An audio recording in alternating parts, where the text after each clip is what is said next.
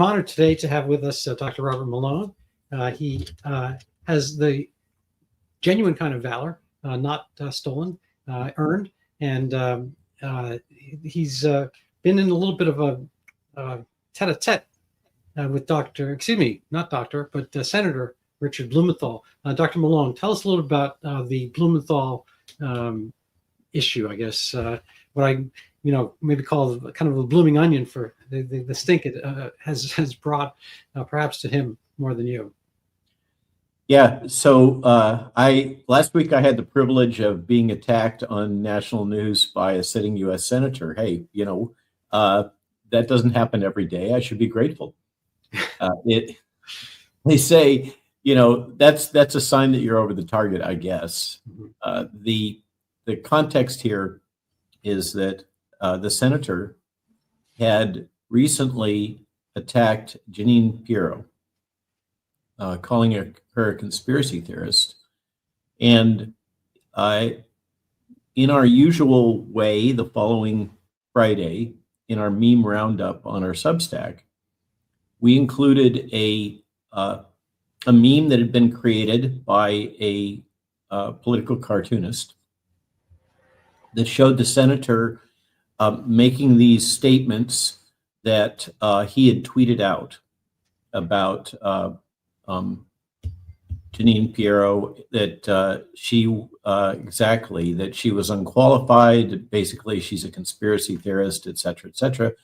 And as you see in the inset, there's the question: did she lie about serving in Vietnam? Which is a reference to the senator's rich history of misrepresenting, let's say gently, his non-service in Vietnam, which he actually got fact-checked by major media on and finally had to back down on.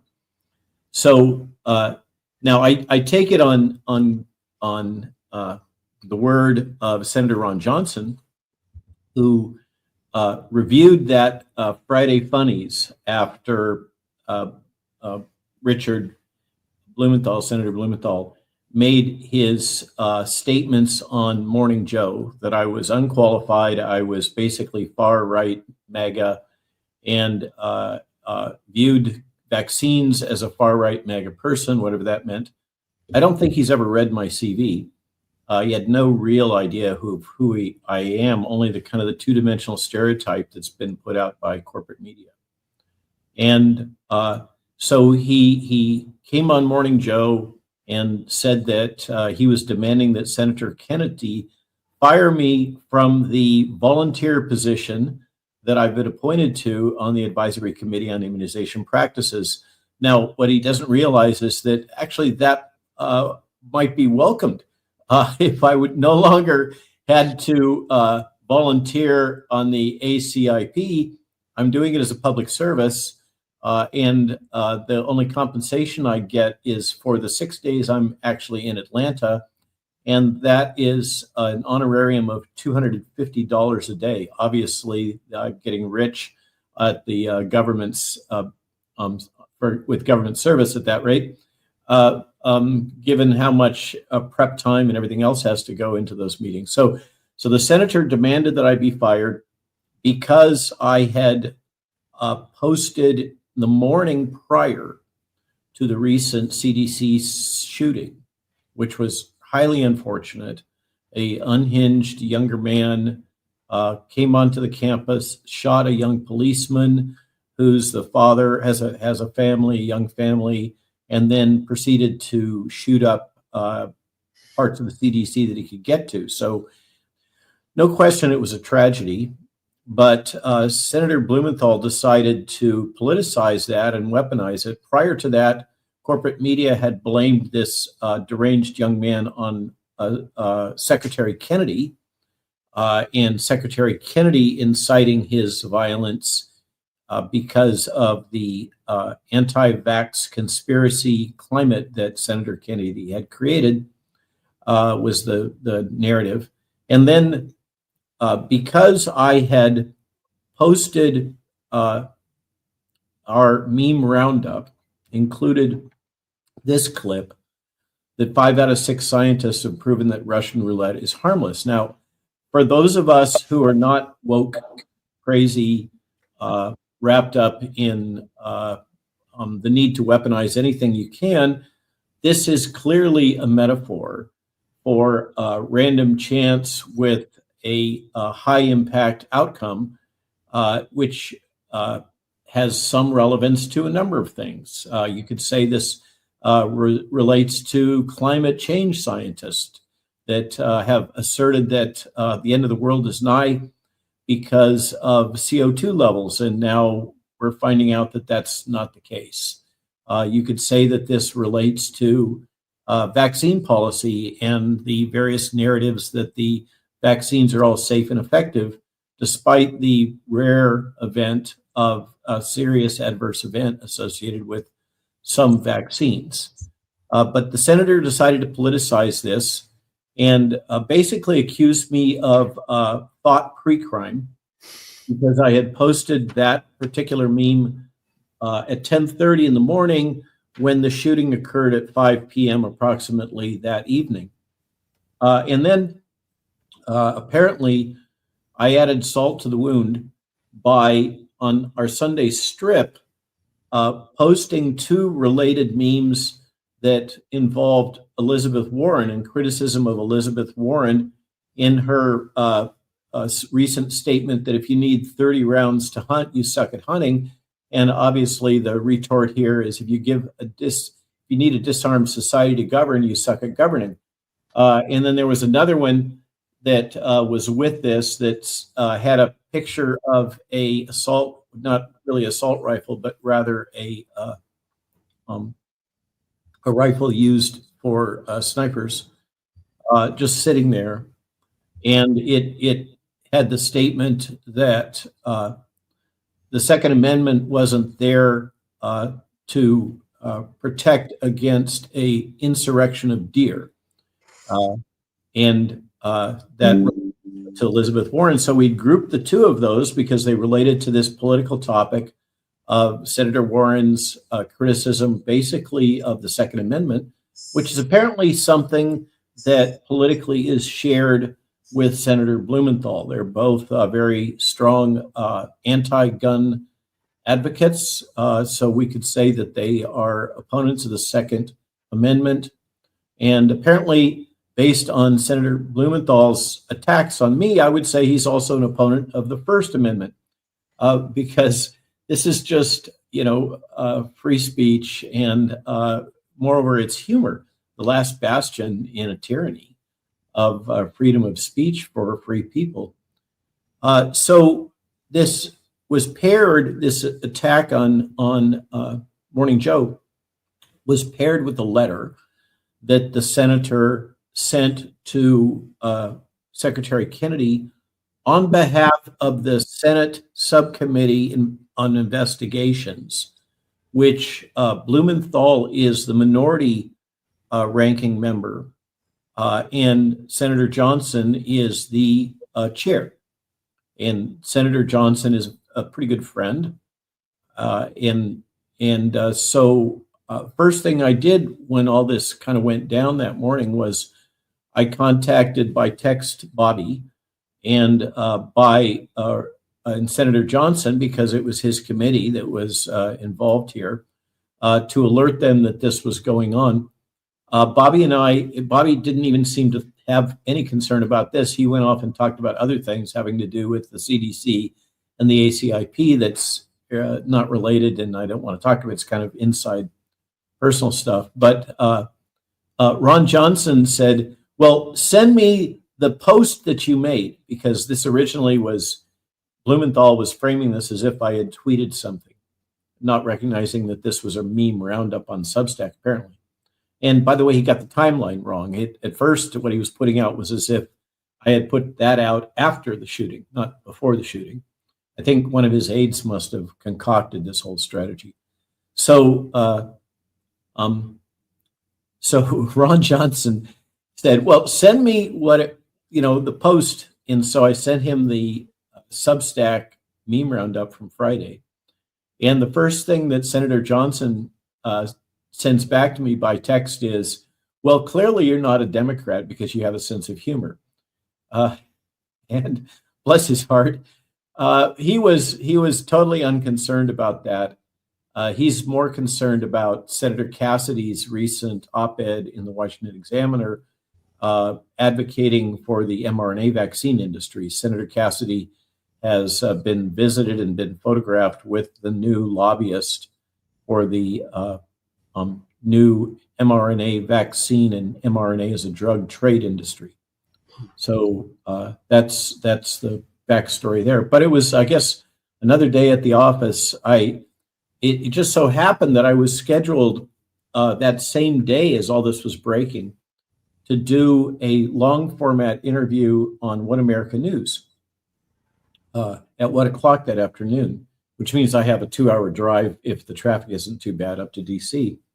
So as this is all moving, I'm driving up to DC, getting texts and whatever. And my wife, Dr. Jill Glasspool Malone, starts writing an essay because she's proper pissed off about this. She really doesn't like it when I get attacked. And being attacked by a sitting senator. So I'm back and forth with Jill, and I say, based on the training that I've had recently concerning the ACIP, this Advisory Committee on Immunization Practices that I serve on, which the senator is basically telling the secretary that he has to fire me over these memes that I didn't even create. So this is a registered committee that falls under the Federal Advisory Committee Act. And the Federal Advisory Committee Act has various provisions. And it's a congressional act, it's designed to allow the federal government to have independent advice from subject matter experts, which is what the ACIP is supposed to be, is independent of the CDC. That's not how it's working. Let's postpone that for a future podcast where we can discuss that. But right now I kind of can't because it's in motion. But so ACIP is a FACA committee, and there's statutory law that federal employees, including political people, cannot act to intimidate FACA committee members. And that is specifically what Blumenthal is trying to do here, is not only intimidate me by making these accusations, but also intimidate the other ACIP members. And he succeeded in doing so. The offline chatter that I'm not going to post or recite, two of the ACIP committee members were quite upset by this, and also upset that I was posting violent content, which you have all seen the extent of that violent content. I infer that these two members are probably left of center compared to the rest of the newly appointed committee by the secretary. But that's, another day at the office. I can tell you that the situation at the CDC and the ACIP is highly fluid right now. And one of the things that's come out is that in our first meeting, which was held on extremely short notice, we were given no prep time. We didn't see the slides until the night before the meeting. So we had no time to question or query any of this or really absorb it. We had authorized, based on the data presented, the recommendation to inoculate all newborns with a new monoclonal anti-RSV antibody preparation because of the apparent lack of statistical significance in adverse events associated with this product. There was a similar product already on the market. And it just turns out that there are no clear indicators of risk in the healthy, normal baby for hospitalization or death from respiratory syncytial virus, recognizing that death from respiratory syncytial virus in a healthy newborn is an extremely rare event. So nevertheless, that was the question before us, is should we recommend that this be applied universally? In other words, when you go to the hospital and you have your baby, if you were not recently vaccinated for RSV, the mother, then the hospital is the CDC would recommend that the hospital would prophylactically administer this second generation long-term antibody that would potentially cover baby for 3 months. And that was all based on the data that we were presented to us, that there were no significant long-term, significant serious adverse events associated with this administration in healthy normal babies. It turns out that Marianne DeMasi, in an article that was just published this morning, and I refer to this morning as August 18th, just as a placeholder because this will publish a little bit later. So the reporter Marianne DeMasi, who has a PhD, worked with some others to evaluate the underlying data that we were not provided access to as ACIP members. But somehow they got access to it. And what they revealed was that actually the reason why there was the ability to assert there was no statistically significant adverse event, like, say, death, associated with this administration in healthy newborns, is because there was really an arbitrary window of time selected for the primary endpoint group analysis for serious adverse events. It didn't make any particular sense. It wasn't a week or a month. There wasn't any particular logic. But it turns out that if you extended that arbitrary date by a few days, then some other serious adverse events had occurred. I think it was additional deaths in the data. And suddenly death associated with this did become statistically significant. The appearance is that the data analysis was manipulated to hide this statistically significant signal from the ACIP in order to get us to endorse the universal administration of this product. That's the appearance. And that's the analysis that was published this morning that has a lot of people pretty worked up. So I'm not going to talk about what ACIP is going to do about that, but I can tell you that this suggests something that some have been concerned about, that the CDC is carefully managing the presentation of data to ACIP to enable specific outcomes, and also carefully managing the composition of the ACIP and who the ACIP has been including in the subcommittees. So that's a pretty serious set of issues, and I can tell you that they're being taken very seriously. It's amazing. And I think I imagine NASCAR has a kind of a screener. I mean, all the cars maybe show up. I mean, I might have to be picking the right race. I'm not a racing expert, but whether it's F1 or whatever the formulation is, all the cars show up and they look like all cars, and you take them intact and assume they're all cars and they followed all the rules. But there's probably somebody there, just as there is in the NFL, checking for growth hormone or steroids or whatever. There's probably somebody checking under the hood, literally, for these cars to make sure that the engines conform. It's kind of a sadness that we get presented studies whole, like these cars just driving up, where you see the nice shiny polish on them, and there's a driver and so forth. You can see the provenance of the vehicle, but it may be that we have to go under the hood to see whether the studies were all done. Yeah. Well put, Randall. And that the metaphor of going into the hood would be getting access to the underlying data and doing an independent verification that the analysis was right and proper. Now, if it was you or me submitting let's imagine, an academic manuscript about the outcome of this clinical trial, we would be subjected to a rigorous process, some more or less rigorous, but sometimes it certainly feels pretty rigorous, called peer review.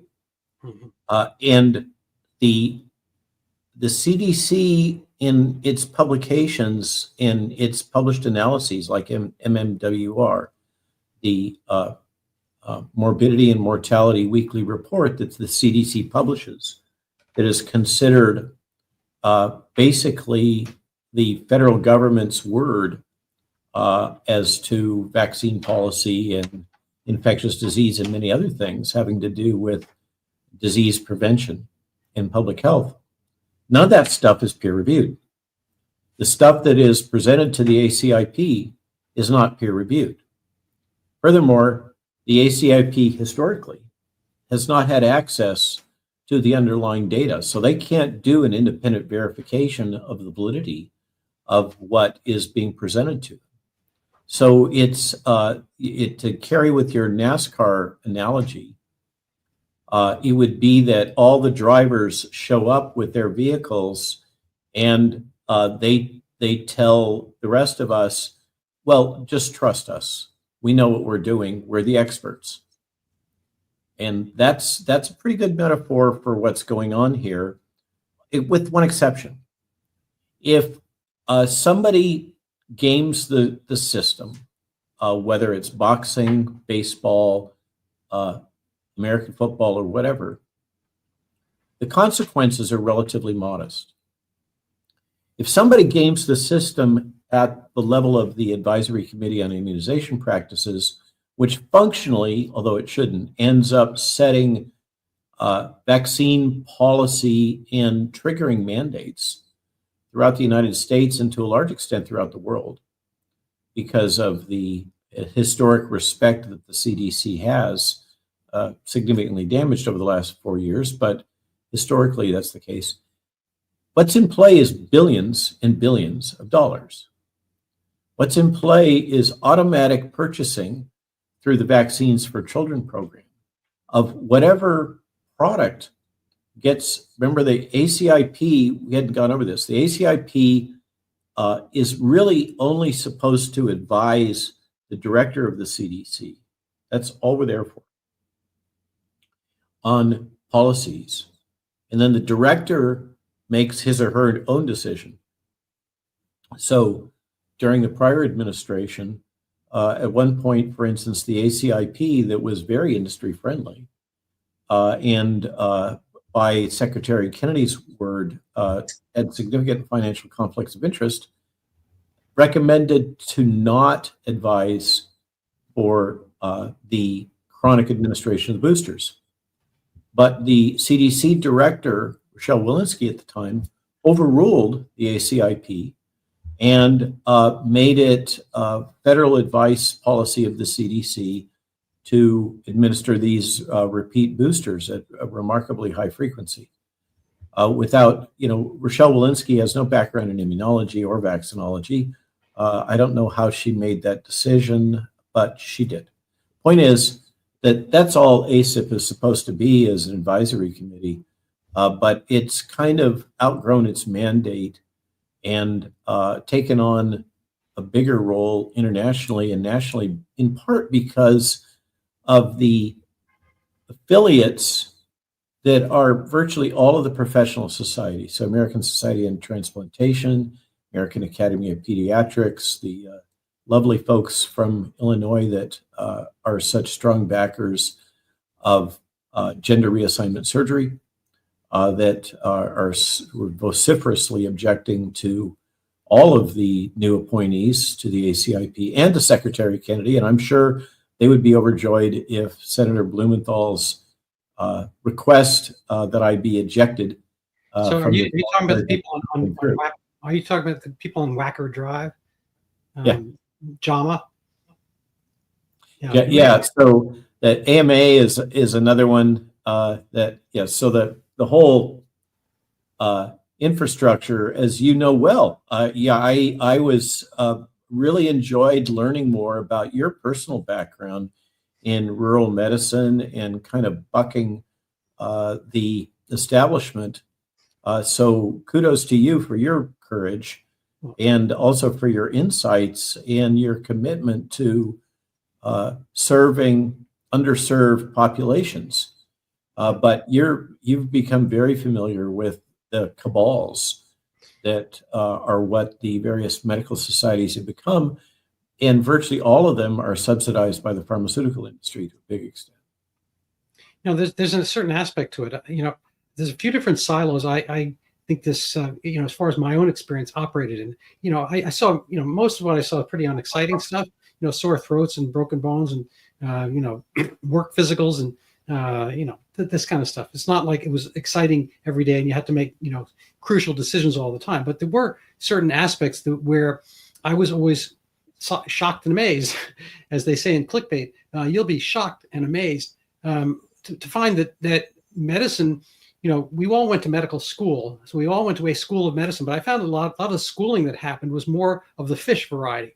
That people schooled, they moved one direction, and then all of a sudden they moved in another direction. And you and I, touched base on the HRT aspect, where it was, reasonably well prescribed. And I don't think it's a perfect treatment, but staying alive forever is not really what was designed for us.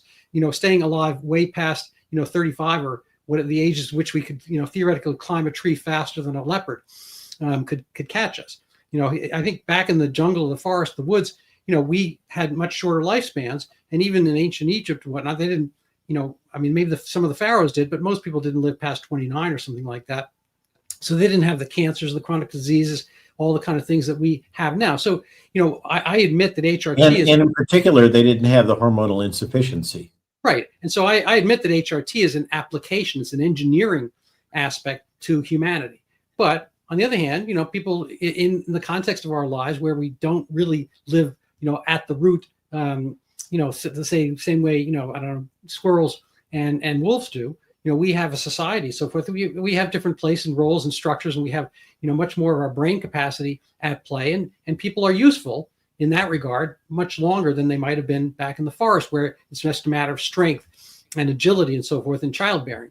And so in that context, I think HRT is a very reasonable proposition, and it certainly beats the alternative. Anyway, I just was amazed, at 2000 or 1999 or so, as to quote Prince, that everyone just took this word of the oddly eponymously named Susan Love, who actually didn't participate in this game. Earl Butz back in the 70s was made fun of because he went to a conference in Rome, and the Pope was talking about birth control. He said, play of the game, make it the rules. And Susan Love was a surgeon, so she was not really in the HRT. That's pretty classic Earl Butz.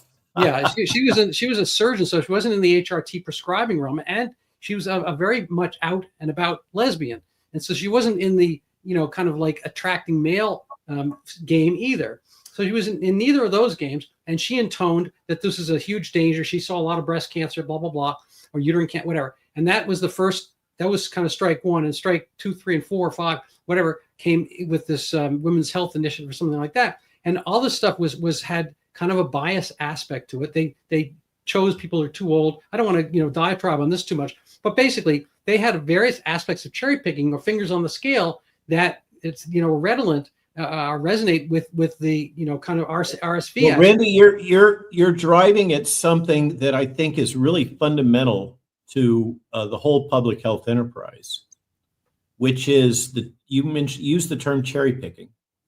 One of the things that's chronic in this domain of masters of public health, epidemiology, large-scale epidemiology, statistical analysis of large data sets, is they cherry pick the endpoints.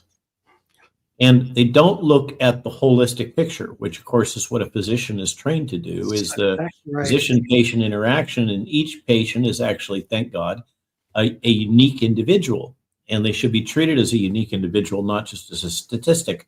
So in public health and epidemiology, there's this chronic history of choosing a few endpoints and driving to optimize those endpoints irregardless of all of the other peripheral endpoints that are being impacted by that policy.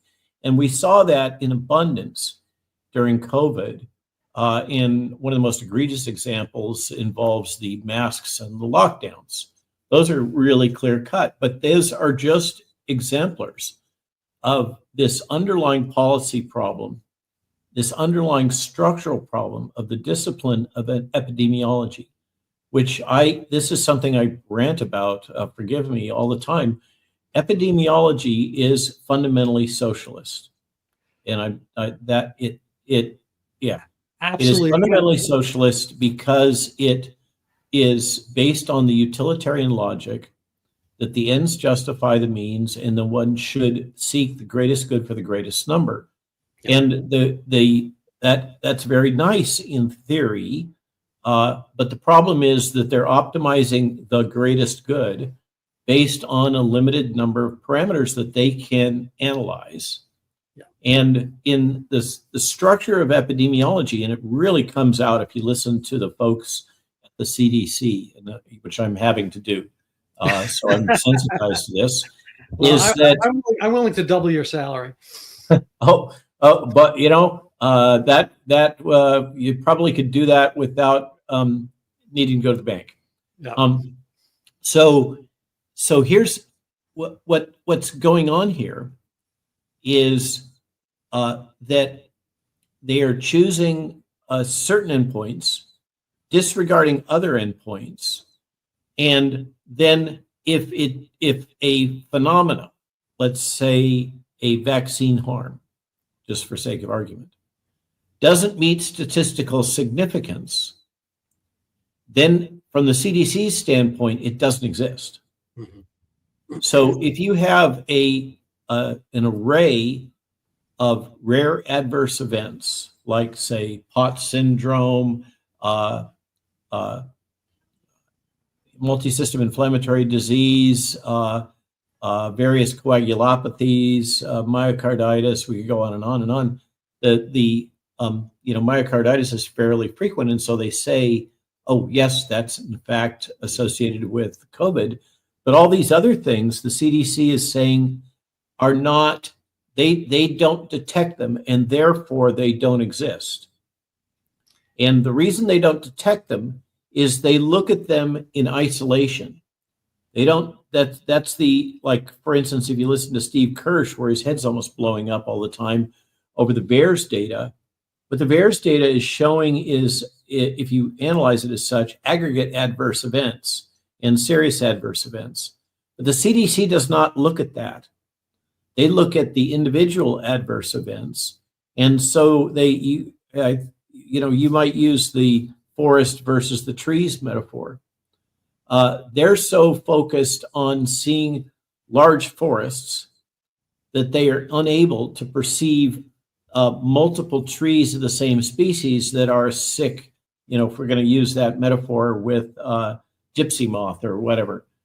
So that's what's going on here, is we've allowed the discipline of epidemiology as practiced by people with masters in public health, which is basically a 2 to 3 year statistics course. It doesn't require you to take any biology. It doesn't require you to have a medical degree or be a medical practitioner. You learn the fundamentals of epidemiology and statistical analysis in the MPH program. And then these people are basically anointed as the new gurus of public health, and they go out and apply their statistical analysis tools and determine what is public health policy based on that. And that then goes up to the insurance companies, to the various medical organizations that have bought out all the practices. And that comes down as checklist, treatment plans, diagnostic checklists, interventions that are very pre-canned. They're protocol driven. They can basically be applied by AI. And that seems to be where big money wants to drive medicine. And the likes of you and I that think for ourselves, just are left in our little corners to go gradually barking mad out of frustration because nothing that they're doing makes sense. I resonate with a lot of what you said. I have a friend, one of my favorite professors at the time when I was a Democrat in medical school, is a professor of professor of history of science.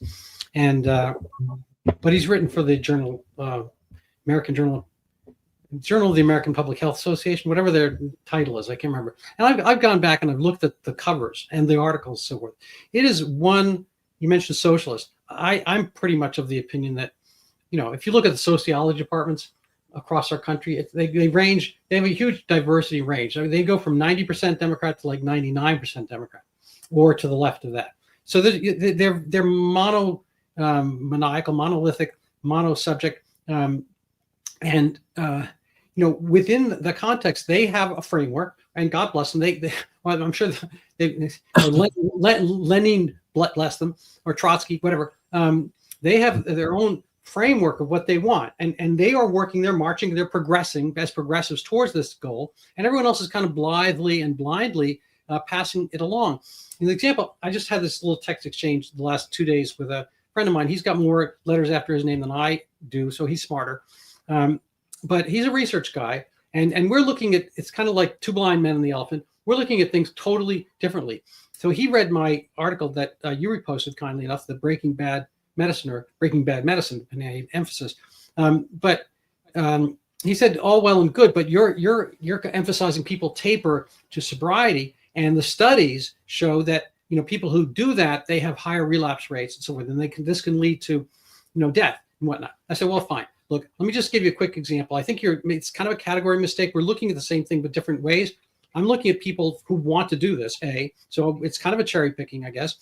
And I did this, and I had better success rates than the methadone clinics at getting people clean. And we were, involving a lot of other aspects. I had what I call the 5 Fs, and one of them is faith. So I'll leave the other ones out. Basically, getting your life together back, work, family, all that kind of stuff, paying people back.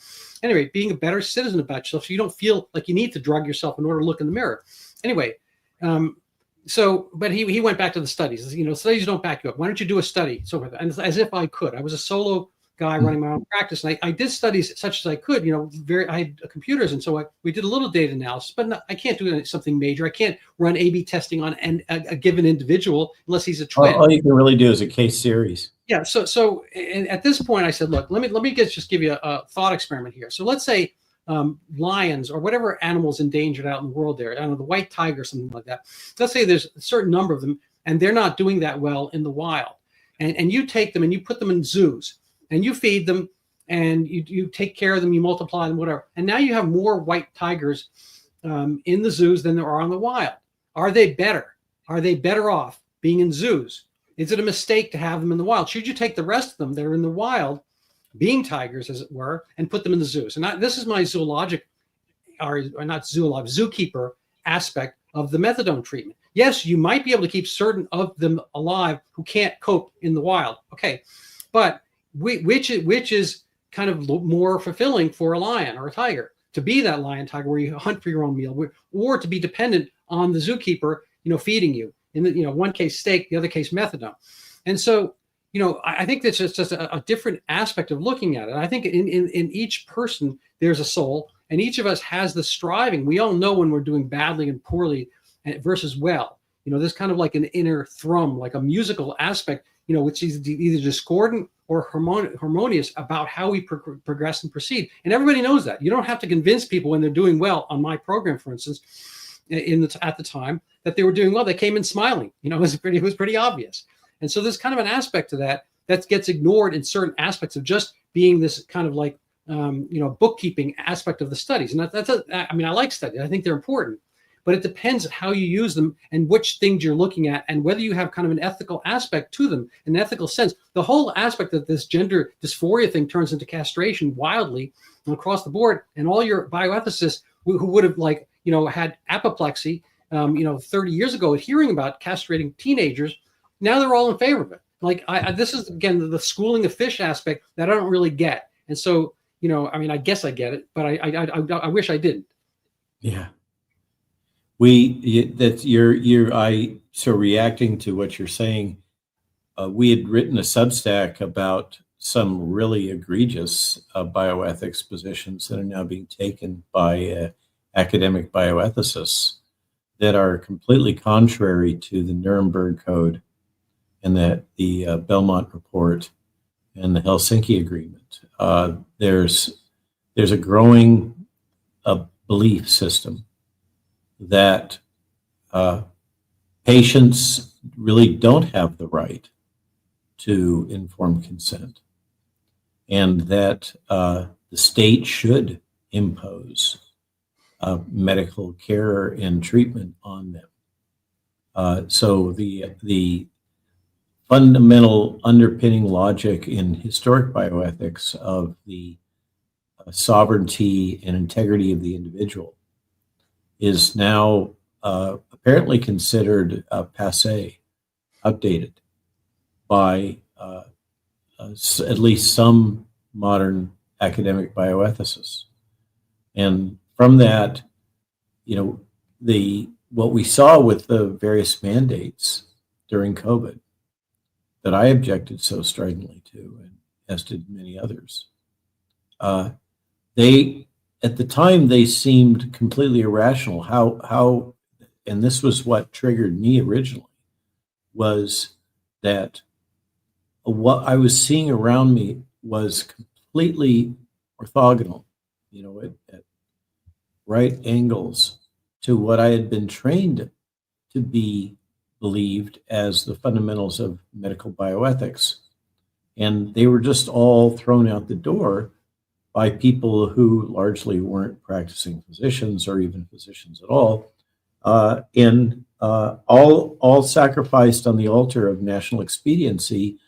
And this strange, if you unpack it, Randy, you had a lot of people that didn't comprehend what herd immunity means. Herd immunity is a statistical analysis. Yeah.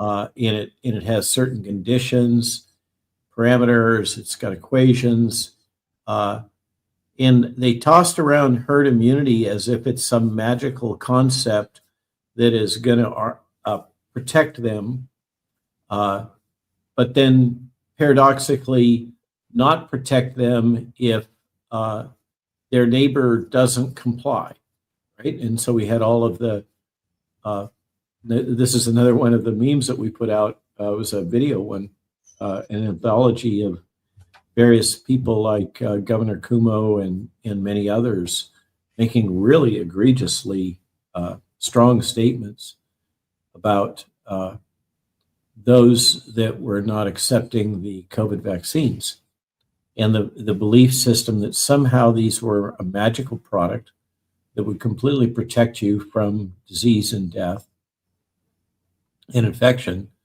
when it was anything but. And even the president saying that, talking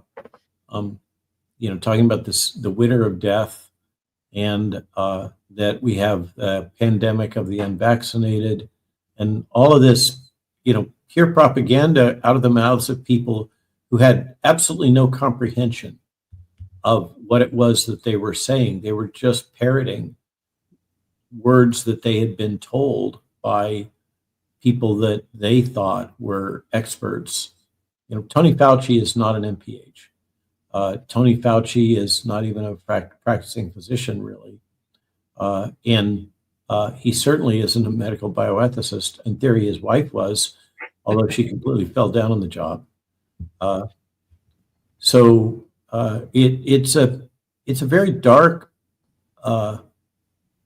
history over the last 5 years that our profession has yet to come to grips with, as far as I'm concerned. But I think it's rooted in this other discipline that's really non-medicine. It's statistics. It's applied statistics that we call the masters in public health. Well, I think there's another aspect to it. Elon Musk and his minions, the one I have a hard time saying on air, Big Balls et al. They uncovered a great truth. I mean, Willie Sutton, the bank robber, knew it ages ago. They asked when he was caught. Why did you rob banks? He said, well, that's where the money is. So, when you follow the money trail, and this was the real wisdom of Trump 2.0, or Trump 47 versus 45. I think he went in as Mr. Deeds, going to Washington, and he came back as I'm trying to think of a good pun. I can't do one fast enough. Anyway, he came back, wiser and bruised, and he came back on his heroic path, shot at, so forth. I mean, incredible. I mean, I don't think Ulysses himself had it as hard, in a sense. Maybe Cassius Clay and Muhammad Ali might be closer to your metaphor. Fair enough. Anyway, so but the first thing they did, amongst many first things, was to cut off USAID, and that's the money trail. That's all funding all this blob of NGOs and so forth. And so when you get cut the oxygen out of those beings, the protests we see now are relatively anemic. And pretty much there's a bunch of septuagenarians. They can't get them. They get the octos and a few sexagenarians, whatever. And they're pretty tepid affairs. And there's rent-a-crowd, all that kind of stuff. Well, the rent-a-crowds don't go if there's no money. So, I think that the key, I've had David Bell on my show a number of times, and he's got a few more degrees than I do also, so he's also smarter. And he's points out that, the WHO itself runs on vaccine money. They get vaccine money coming in, and that's their agenda, to get these vaccine on the roll. And once they're on the roll, they get produced forever. Yeah. So this is the challenge that Secretary Kennedy and the Make America Healthy Again movement is confronting, is that we have so many different vectors, let's say, that are driving towards corporate interests and Wall Street interests, and vectoring away from physician-patient relationships and a focus on individual patients and treating and nurturing individual beings, that it's extremely hard to disentangle this. And what I'm seeing in personal experience and elsewhere is that there's a we could call it a bureaucracy if you want to use terms like deep state, but you have a mesh, an interlocking mesh of interests that have been operating and developing policy and procedures for decades and decades and decades, all of which act to support their interests and the interests of the clients that they serve, whether in the present or with a revolving door when they leave the government. And these folks they're not willing to go quietly into the night. No.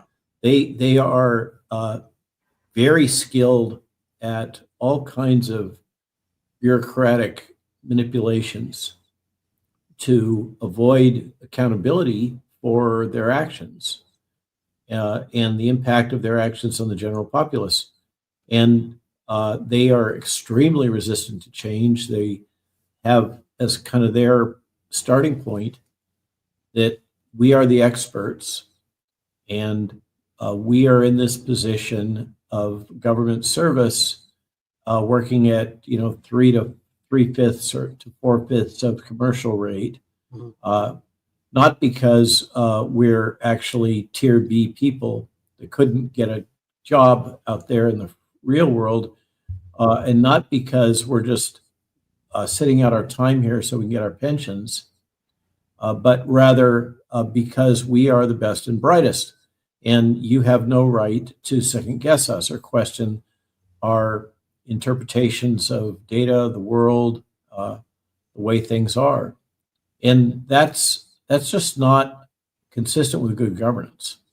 Whatever else you want to say, it's not good governance to have this entrenched bureaucracy that believes itself to be infallible. Yeah. But that's what we're confronting as far as Well, I I'm think there's a concerned. lot of money. I think there's a lot of money there. I think that the original sin, such as it was in this aspect, was the 1986 NCVIA, the National Childhood Vaccine Indemnity Act. And I think if we could kind of unravel that and let these things stand on their own or not, so forth, I think that could be a better place. One of my, I've written a number of articles, and one of them is, let's see if I can pop it up here. It was 3 years ago. The Zika vaccine never was. Its experimental trial should never be. And I would love to get the attention of your group on this topic, because even now, still, Zika is a real virus, and microcephaly is a real phenomenon. Okay, Zika is a dengue virus. Just doesn't have to be a human virus. It's not human dangerous. And the Microcephaly Association was done in a panic, and it kind of, tulip mania'd itself into something bigger, and it's totally disappeared since then. But even after it had disappeared, Dr. Fauci, he pulled out all the stops. He actually, quote unquote, stole money. I mean, I think it's kind of criminal. He admits to it. He took money from cancer, diabetes, and other types of, genuine ongoing research to pay for a Zika vaccine. And there was no real reason for it. In September 2016, it already disappeared. Anyway, this has kind of evolved into the production of a Zika vaccine. They haven't stopped. They did this human challenge trial in Baltimore, injecting and infecting women with Zika.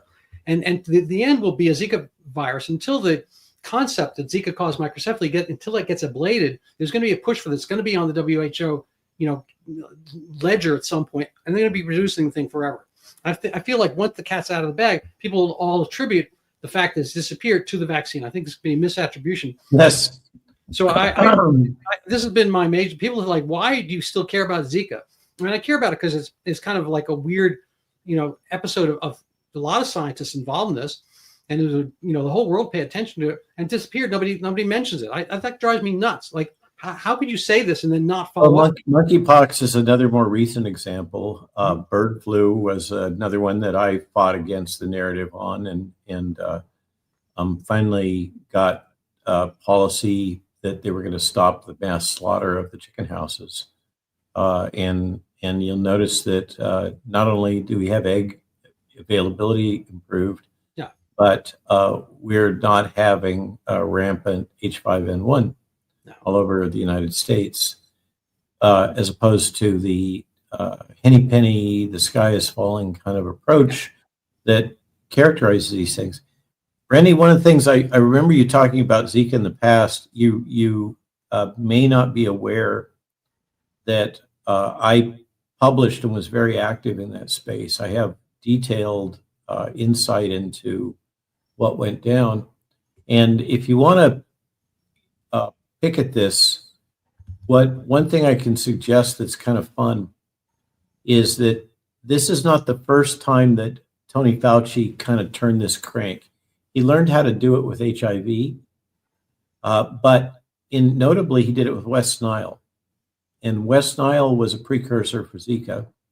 Now, what I published that was got me a lot of hate from the Brazilians was the fact that in Brazil, the government produces very large quantities of thalidomide pills and administers it to the poor that are coming into urban areas out of the jungles where leprosy is endemic. And what the cultural practice is that because these are large extended families typically living in the barrios, access to sewers is let alone clean water is a rare thing. And and it's absolutely, mosquitoes are everywhere, including the Aedes aegypti that is responsible for transmission of dengue and chikungunya and many of these other things. So what the cultural practices in the Pernambuco area, which is where a lot of these immigrants were and where a lot of the microcephaly was, is that when one member of an extended family would receive the thalidomide pills for treatment of leprosy, they would share them out with all the other members of the family. And so, yes, I'm not in any way saying that Brazilian physicians were prescribing thalidomide to pregnant women, but it was getting to pregnant women. That is a fact. And a lot of it wasn't just microcephaly. There was another number of other limb abnormalities and other things that were associated with that outbreak that, as you correctly point out, have not been reproducible since, even in the presence of Zika. So therefore, the assertion, there's another case of correlation inferred to causation. The correlation between Zika seropositivity and microcephaly may have been significant. It may have met the epidemiologic criteria for significance in Pernambuco at that particular point in time when there was an inexplicable outbreak of microcephaly. And even that is, you'll recall, a little tenuous because there was some irregularities in how they were measuring and determining microcephaly. So a cynic might say that there were practices and physicians that were garnering attention and all kinds of social benefits by speaking about this horror that they were observing that turned out to be irreproducible. So I agree. The Zika metaphor example is an important one in kind of the history of vaccine development and what has gone wrong historically and kind of the creeping corruption that has occurred intellectually within that infectious disease and vaccine space, this tendency to overreact, to promote fear, which absolutely sells newspapers. It did more than that in Brazil. First of all, two things.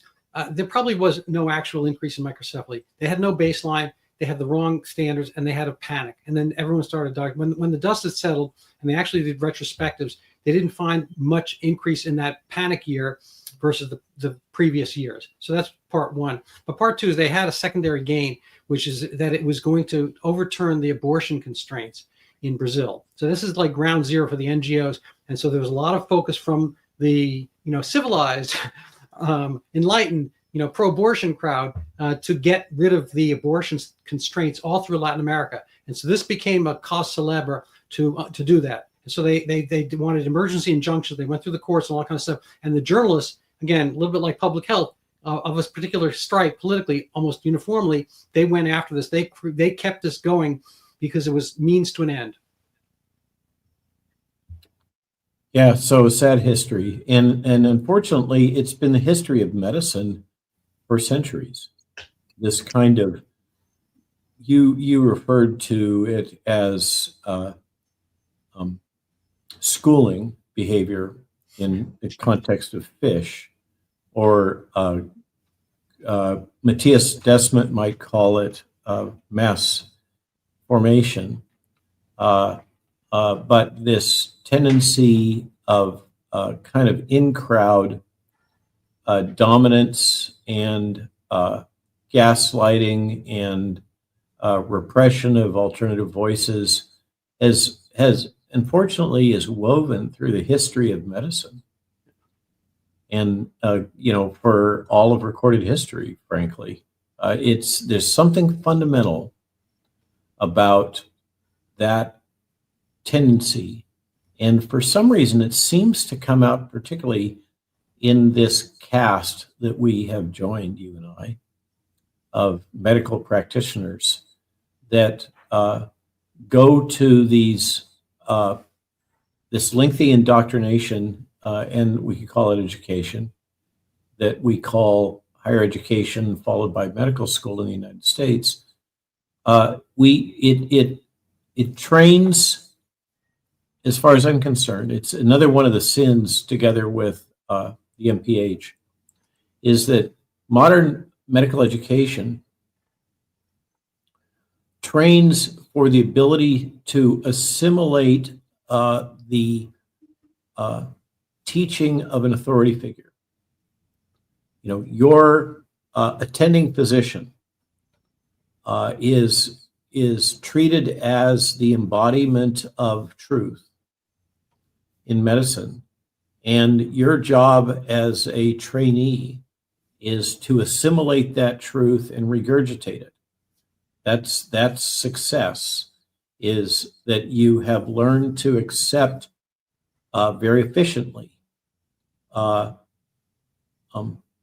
a frame of reference, a logic, a structure, a body of knowledge from an authority figure without questioning it, which is why they set up historically the MD PhD programs. Is there was the perception, and I'm a failed MD PhD. I had a nervous breakdown after finishing my PhD qualifying exams, and I took a master's and got out. So, but the intention with the MD PhD program by the U.S. government in funding it, all in medical campuses all across the United States, is to create a different cast of physicians that would question medical truth. We were specifically selected and recruited because we had the characteristics of free thinkers, and so I'm the product of that in a sense, as there are others, but it's not very well endorsed by modern medical practice, and we've seemed to have kind of gone even further away from that and reject these people that speak about inconvenient observations, truths, and question medical wisdom. Mm-hmm. Well, as far as the MD PhDs I know, some are like that. Yeah. Some, the PhD part becomes an indoctrination also. It's just an indoctrination in a different discipline area. The guy I was arguing with that I mentioned before is, that just wants to see the studies. He's the MD PhD, and but he does just the PhD part, just does the science part. And I think they get divorced. To your Fauci point, I've written a number of articles on Dr. Fauci at Brownstone. My favorite of them is Fauci's DNA of caring, and that's his own term for himself. The modest guy that he is, he was on some PBS kind of show, and it's like, I can't help but have this DNA of caring. I care so much about people, and I started in the Brooklyn pharmacy of my father, and he just can't help from caring, but he never treated anybody. Insofar as he did the HIV thing, and then he spends his time talking about how that was his biggest mistake, not listening to people during HIV, because he was trying to do this down, top down kind of thing, and the people, the little minions underneath, they were like, we don't like this. Can you do that? They wanted to be spoken to. They wanted to be brought along, and he was not having any of that. And he actually doesn't have that DNA of caring at all, or it's an unexpressed gene. He's not big on empathy. Yeah, you could tell me the genetic part. Maybe it's epigenetic, whatever. But and so he did. But he's talking about this guilelessly and without any self realization. That's exactly what he did during COVID. And it's funny because he's kind of doing a victory lap after COVID when he didn't do that. But my point is that Fauci himself had kind of a better ethical concept until he, I think, was showed aspects of being bought out during 2020 and beyond. Yeah. So Fauci is obviously a piece of work. One of the things that it kind of touches on some of the stuff you're talking about is that many people overlook. I wrote a Substack about this because I was accused of being a mass murderer for having invented the technology platform and having contributed to the development of these vaccines by certain loud voices. And I found that really fascinating because they never actually spoke about those that actually did design this vaccine. There are the people that designed the initial vaccine are known, and they are all receiving very substantial royalties. And they were senior people at a organization that was set up on the main NIH campus called the Vaccine Research Center, the Dale and Betty Bumpers Vaccine Research Center, which was established with the oversight initially of Dr. David Baltimore, the notorious Dr. David Baltimore. And one of the things that David did in facilitating the creation of this Vaccine Research Center on the NIH campus, which was supposed to be basically a private-public modeled example within NIH of the company that I helped create. I was one of the initial employees at, called Vical in San Diego. And one of the members of the board and the scientific advisory board for Vical, Dr. Gary Nabel, who was a David Baltimore postdoc, was brought in to run the Vaccine Research Center when it was founded. And it's the VRC that had the mission of producing an AIDS vaccine. That was the whole logic of that. They set up massive infrastructure, and it basically it inherited the biases of Tony Fauci in terms of vaccine development, the emphasis on antibodies as opposed to cellular immune response. And there was a parallel organization structure for HIV vaccine development that was set up in the US Army. It's just a historic artifact, and they took a slightly different tack.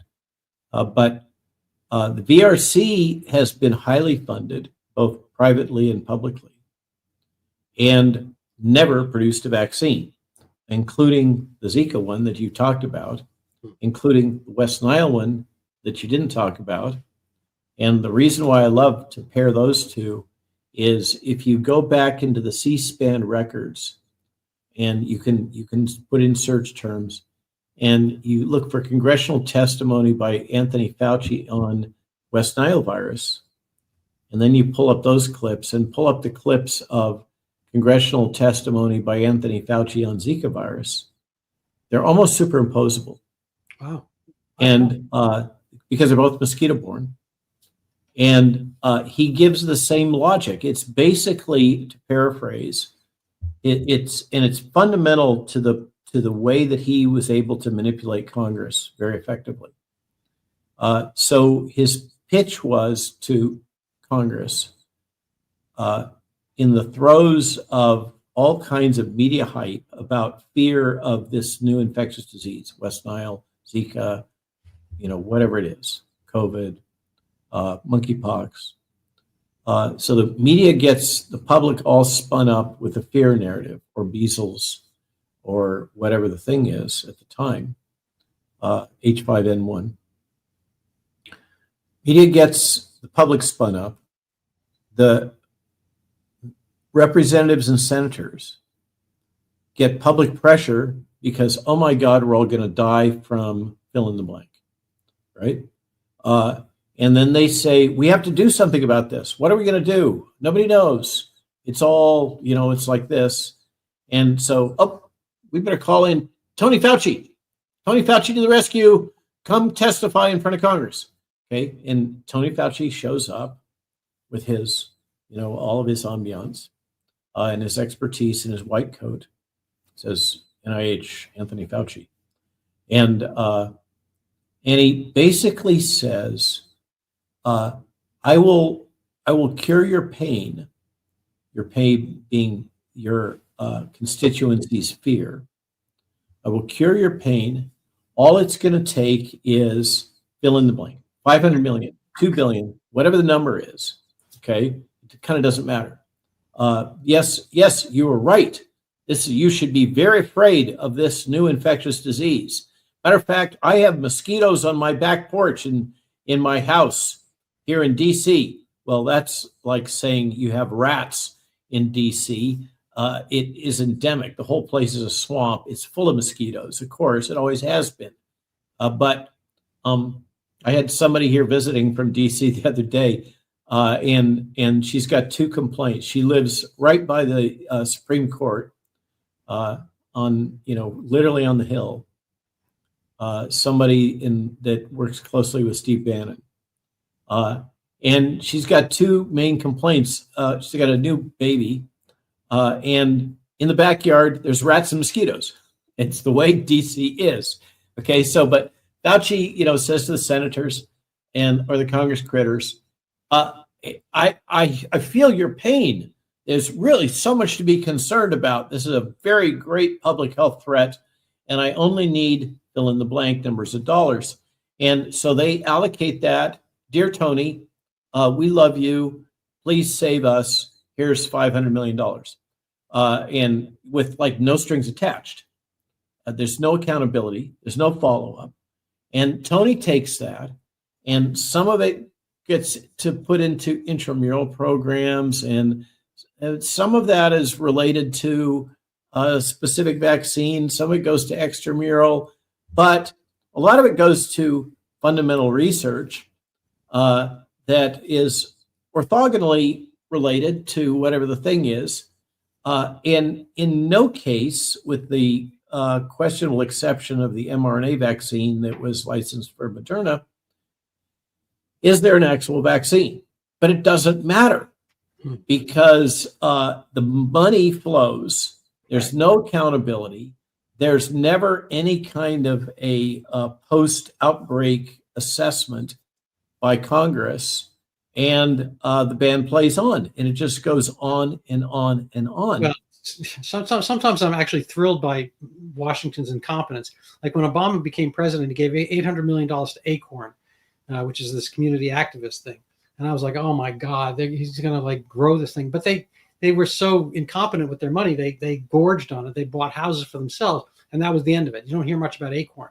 But, with this kind of thing, I'm just as happy that they, are craven, craven thieves. I mean, they used to have that election in Louisiana, like vote for the thief versus David Duke. So they went for Edwin Edwards or something like that because he was just a thief. And,